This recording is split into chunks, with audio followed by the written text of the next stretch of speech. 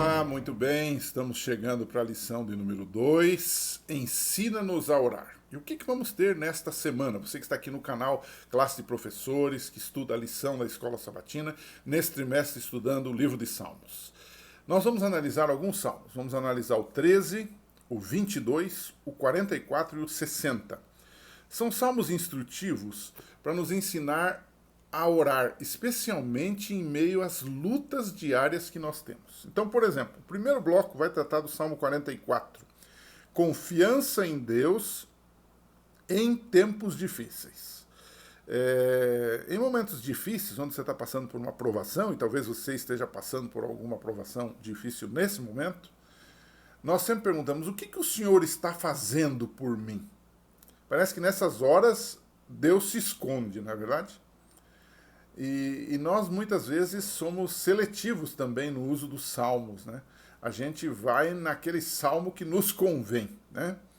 Agora, o Salmo 44, ele expressa nossos sentimentos de tristeza em momentos difíceis de forma clara e transparente. Isso é importante. Você observa no Salmo 44, eu não estou conseguindo ler tudo aqui pelo próprio objetivo desse programa, que é fazer um resumo, não é entrar em detalhes, mas você depois do seu estudo pessoal pode ler o Salmo 44, e você vai ver que os salmistas, em primeiro lugar, confiavam em Deus, não se importando com as humilhações que sofressem. Olha o texto do Salmo 44. Em Deus nos gloriamos o tempo todo e louvaremos o teu nome para sempre. Salmo 44, 8. Veja, isso é uma coisa extremamente difícil para nós. Louvar a Deus o tempo todo, nos gloriar em Deus o tempo todo, falar com Ele em oração o tempo todo. Não é? Agora, em segundo lugar, o Salmo 44 transparece que uma das maneiras de você manter-se firme era louvar a Deus, falar com Deus o tempo todo, colocar diante dele o seu problema, mas também relembrar o que Deus já tinha feito no seu passado. Observe o texto.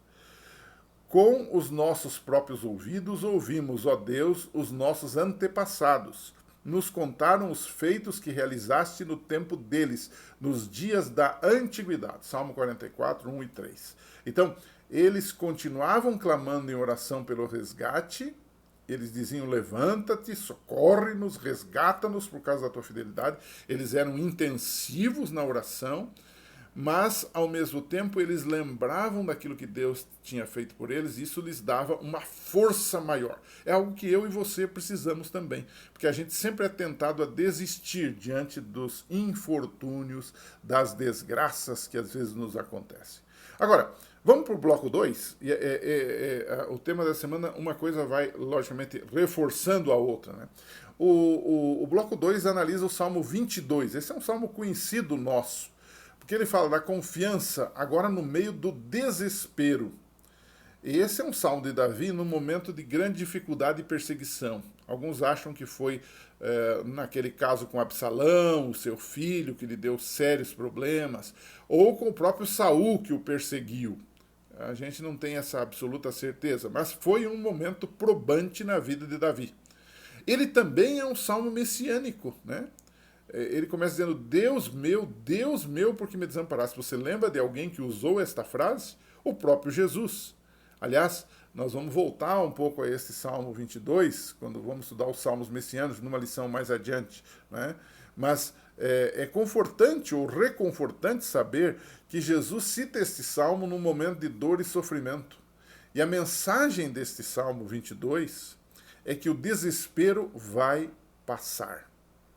E nós vamos louvar a Deus. O verso 22, capítulo 20, ou Salmo 22, verso 22 diz assim, proclamarei teu nome a meus irmãos, na assembleia te louvarei. Então você percebe que a mensagem do Salmo é, vai passar e você será um vencedor. Amém? E então chegamos ao terceiro bloco, o Salmo 13, do desespero à esperança. Por vezes a gente pergunta assim, por que, né? Está me acontecendo tal coisa. Mas o Salmo 13, verso 1, começa com outras perguntas que nós fazemos quando envolvidos no sofrimento. Então, a pergunta que aparece é, até quando, Senhor? Para sempre te esquecerás de mim? Então, ele dá a ideia de que ele está cansado, está exausto, parece que a provação não termina nunca, E parece que Deus também se afastou dele. Logicamente, esse é um engano. É aí que Deus está conosco. Então, esse Salmo 13, ele revela que nós aceitamos as boas ações de Deus, mas a gente sempre se preocupa com o tempo dessas ações, que às vezes parecem demorar, parecem estar tardias na nossa experiência. Agora, o que é interessante do Salmo 13 é que ele fala disso no início, ele levanta esse problema, essa problemática, mas ele retorna no final e ele revela uma confiança total em Deus. E revela, inclusive, alegria pela salvação e pela providência de Deus. Olha só o que ele diz. Eu, porém, apesar de eu ter, às vezes, essas dúvidas, às vezes questionar, mas no fim da história, isso devia ser a minha experiência e a sua também, eu, porém, confio em teu amor. O meu coração exulta na tua salvação. E ele diz mais, quero cantar ao Senhor pelo bem que me tem feito. Salmo 13, versos 5 e 6. Percebeu? Então, o Salmo 13 é um salmo que questiona porque as coisas estão demorando, mas ao mesmo tempo ele diz, nessa experiência eu prefiro confiar em Deus. E o quarto bloco da lição da semana é a análise do Salmo 60, uma análise ligeira, é claro, porque alguns desses salmos nós voltaremos a eles mais adiante, né? O Salmo 60 fala de uma vitória diária, ou seja, o contexto desse salmo é uma ameaça militar dos arameus, dos sírios, contra Davi, o rei Davi, que estava começando como rei, estava se estabelecendo como rei.